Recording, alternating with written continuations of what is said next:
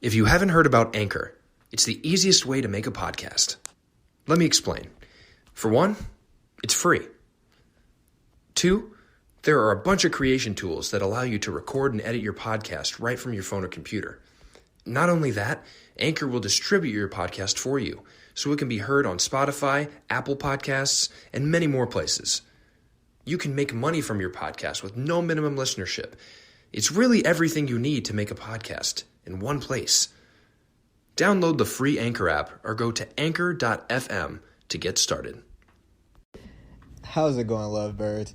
You are now tuning in to the Good Relationships Podcast. I'm your host, Derek Brown Jr., and on today's episode, Season 2, Number 2, we're at another point where we are having a random podcast. So I'm here with my good friend, Maria. How are you doing today? I'm doing well. How are you? I'm doing good. So I like to go straight into the questions. And my first question for you is, I know that you recently, just got out of a relationship. Mm-hmm. So what has been, your focus on lately? What is, some things you've been doing to move forward? What are some things that, you've been dealing with? Well, my approach right now, I guess, is just kind of trying to evolve into the person that I would like to be, and doing that, part of that, I guess, is just going to school or educating myself on the things that I find important or I value, and kind of trying new things, trying to see what I'm interested in, just kind of really honing in on the things around me, and I don't know, the things that make me happy. I recently had a conversation with someone, and they asked me, they were asking me about what makes life fulfilling for me, and I kind of said what or whatever, and then after that, I'm kind of all over the place. No, you're fine. Take your time. Here, let me just skip to the point of my whole conversation without going into all the little intimate details. But here, let me gather myself. Yeah, take your time.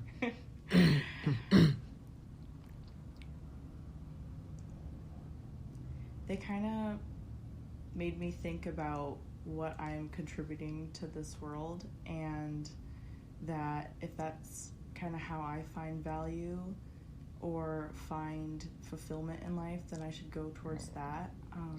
And no one can really take the education that you have or what you put out into the world. So I've just been focusing on my schooling. I've been focusing on just kind of making things. I have a little Etsy shop, and I just kind of coming up with new ideas, putting things out into the world, because that's just what I think I should be doing right now. It feels right for me. Mm-hmm.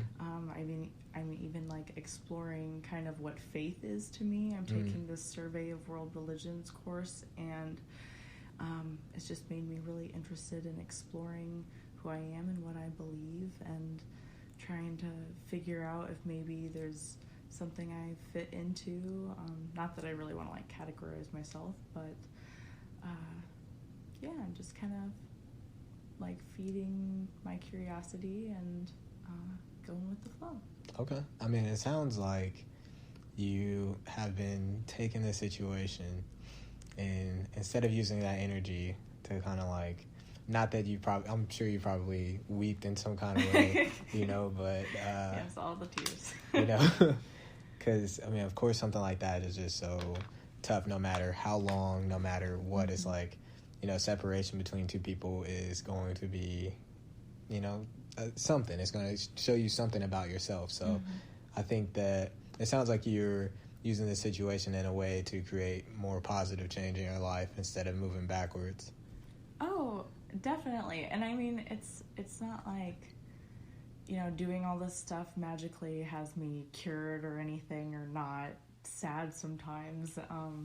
That's definitely not the case, but it's just, I don't know, it's kind of hard to be sad and down when you're doing well for yourself and you're like accomplishing goals. And I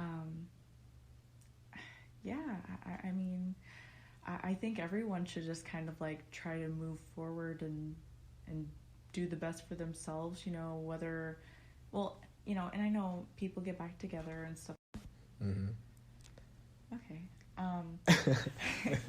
So pretty much, I've been kind of going through the whole grieving process. I think it's healthy to definitely accept your emotions and, let the sadness flow if you need to. 'Cause I also don't really think that blocking everything out or being in denial of the situation and shoving everything in a shoebox like the second after is exactly the best approach. I think that sometimes you have to take things in slow steps, while also pushing yourself and, kind of working on yourself. But yeah, I'm sorry, what was... Have you been using, it sounds like you've gotten mainly your time back. Because I remember there was a point in time where you felt like you were spending so much of your time focused and energy focused on your relationship. Yes, well, I think that's kind of one of just my personal faults.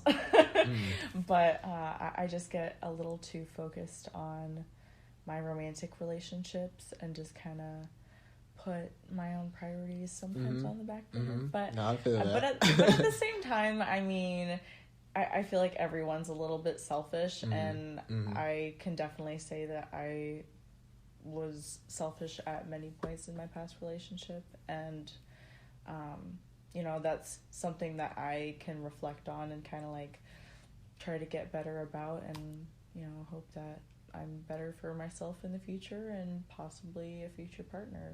Who knows? You know what I mean? Nope. I know exactly what you mean. That's a really good way to go about it. Especially, it sounds like you know yourself a lot when it comes to, like you said, selfishness. I know that there are some people in relationships and they don't even like to admit that they're selfish. That is like the beginning of a whole argument. Yeah. But it's like, it's important to know that, selfishness doesn't always have like that bad connotation, it shouldn't have like the worst stigma to it, Well, and I think that if someone has said or implied that you are being selfish, then, I mean, it might hurt a little bit at first, or I don't know, like you might have mixed feelings or be like, no, I'm not. But I think it's definitely good to at least think about, are there actually behaviors that I'm putting out into this universe that are making people think that these are my beliefs and my values, and if they're not, then it's like, I gotta get my stuff together. So where do you see yourself in the next year, like after this situation? Do you have any new goals now that you have more time? I want to graduate. Okay. And I just kind of want to start my journey. I don't know. I mean, I don't have anything. Well, I have lots of goals. I don't know exactly which ones I'm going to put first at the moment. Right now, I'm just kind of dealing with the school stuff, and trying to get myself back on track. It's a little bit weird when like you plan your future around being with someone, and then that kind of changes, so then you kind of have to figure out, we're not doing that anymore, what are we going to be doing? And I've been entertaining certain ideas, and we'll just kind of see. I want to keep my options a little open, and just kind of see where life takes me. So yeah. I hope that wasn't too vague. No, that was, I mean, there's somebody out there listening who knows exactly what you're talking about. and including myself. I hear what you're saying. Okay. So what about like your work situation? I know that last time we talked, you were kind of like trying out some new things. So, I had two active jobs. I think last we spoke, but right now I'm just doing like one thing during the week. I go right after school. I've been busy for sure. But I'm just kind of doing that. I've been working on, stuff for my Etsy, and I'm actually working on renewing my real estate license. hey. And that also plays into, I think, I don't know, I might get back into something related to that after school, but we will see. I like I said, options open. So we'll just kind of see what happens. But working towards those things. I also I kind of want to get like stronger mentally and physically, and I'm doing I'm participating in Ragbri, or Hope 2 in the I think it's the spring. I don't know. I'm doing it with a friend of mine, Sam. But that's one of my goals as well. Okay. So what advice would you have for someone who is in a similar situation, but they're at the beginning, like they just had their separation with this person and they don't know what to do? Like, oh man, okay, for a fresh breakup? Man, okay. Well, I feel like honestly, the whole day after a breakup is just very gross. You're just gross. You're like sad, you're mopey, like, you're crying, just, but I think that it's really healthy to let yourself do that and just kind of like you're sad. Like, would you tell your friend stop being sad? No, I think that's an opportunity for you to befriend yourself and say, like this is a shitty situation, or this is a bad situation, and I know that this is hard and this hurts right now, but it's not going to forever. And, I don't know. For myself personally, it kind of motivates me to want to do better and be better and take a little bit more accountability, because I think that you learn the best. I mean, in these situations, it's like you're hurting, but this is an opportunity to grow. This is an opportunity to learn, like, I'm going to take this situation and become stronger and better. And that, I think, is something to like hold on to and remember when you're feeling low and feeling like, oh, I can't do this. I can't get out of bed. I can't do the things that I need to be doing. Because the thing is, like, are you going to feel better not doing them? Like, no, you're going to be more anxious. I mean, at least that's been my experience. But, I want everyone to know that it's okay to feel, but don't let it take over your life. Solid. That was very well communicated. Thank you. Okay, so you just helped out so many people, and now this person is, like, okay, I hear Maria. I'm starting to get through this. I'm starting to befriend myself. I'm starting to be more active. I'm going to explore different, routes, see what I love, and they get to a point where they start to miss this person. They're not as busy during this period of time, or they're not as, distracted, I guess. I don't know if you've gotten to that point or if you've been to that point ever. Oh, no, I am very familiar. But what words would you have for that person who just reached that point? Because that I would think that that's a whole nother, like, I think that energy is a lot to handle. It just feels like your mind is just being taken over by all these thoughts of this person. You don't know, whether to feel good about it, bad about it. You're remembering all the good things, you're remembering all the bad things. I think that it's impossible to not miss someone that you spent so much time with and invested so much in.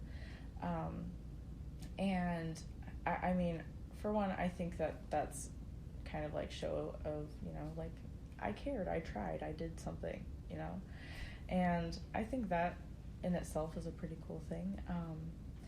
But my head's spinning. Man, wait, how did you even word the exact question? No, it was a long question. Basically, it was just saying, like, you get to a point where you're not as distracted and you miss the person. You're missing them, yeah. That's because you're on a roll. Yeah, no. Well, for me, I journal a lot. That's my go-to. I think expressing yourself is really healthy, but at the same time, like, at least for me, I don't want to be someone that's constantly, like, telling my friends the same stuff, because it's like, they can't fix the issue. You know what I mean? Like, they can't go inside you and help heal you up as much as they would like to. That's kind of your job to deal with. You know what I mean? Like, no one's gonna, like, put a Band-Aid over your heart. So, you kind of have to deal with that yourself. And I think journaling and, like, getting all those emotions out there, saying, oh, I'm gonna miss this, or oh, I'm not gonna miss this, or it's healthy. It is part of the process, and I think it's just better to put all of that into a journal instead of texting your ex and being impulsive and saying, like, hey, I miss you, or I'm really angry about this, or what have you. And yeah, I think that it's normal to miss them. If you need to, like, have a weighted blanket, sleep with more, like, stuffed animals, get a cuddle buddy, right. Be more affectionate towards your friends, and whatever, do it. I mean, I spend time with my pets, and that helps me a great bit, as well as just spend time with loved ones. But I think, yeah, being alone, it kind of can get to you. I think just finding comfort in solitude is a really big part of that, too. Not many people are familiar with themselves enough to just be by themselves, So, yeah, make a friend with yourself. As cheesy as that sounds, but it kind of works. I mean, I've been there a few times, and I would definitely say it's making a friend of yourself. I would agree. Oh, yeah. Because you start to, like, yeah. And you're there for yourself at the end of the day. Like, no one else is there. No one else is going to be around the clock babysitting you and your feelings. Like, yeah, and they don't actually want to be there either. Like, I know everyone, like, cares about the next person and their situation. But at the end of the day, you don't want to be immersed in it, because that would just bring you down too, much. So, yeah, it's too much but to put on anyone. You really hope that they get through, what they get through, and that there is one day that, things are back to normal, or, like, they meet someone else, and it's like, okay, now I see that you're happy again, and let's see if this is the right person. And you're kind of just going through that with your, like, friends and family, and and I don't know, I think that it's good to kind of, like, make yourself whole first before putting yourself out there again for, another intimate relationship, because I don't know, I just find that just is going to improve, your development in life, and as well as, like, your future relationships. How would one know that they are whole again? I think you just kind of feel it. You just feel it? Like, I don't know. Well, I can't say that I am at that point quite yet with this breakup. exactly. But I know that I've been there before. Yeah, you in know? the past, because they're, you know, of course. It's not like, and I'm not, I'm not trying to say like it's an easy task or like, oh yeah, it happened again, or it happened then, it can happen again. But in reality, that is how it is, you know, like people move on. I don't know. I mean, yeah, like I said, though I'm not there right now, you know, we'll get there. Okay. Well, is there any last words you have for the lovebirds? Don't let, you know, one failed relationship or two failed relationships make you spiteful or make you negative. Just stay above it. Don't try to get too involved and let it take over your life. You have a whole another life that you can shape on your own, and this is not the end. All right, this is not the end. Thank you so much. I know this is random, but thank you so much for coming on the podcast. I know that everyone who's listening appreciates everything you said, so thank you. Oh, yeah, no, thank you for having me on. This was great. Can't wait to do it again. Yeah, of course. Lovebirds, thank you for tuning in, and as always, stay blessed, not stressed.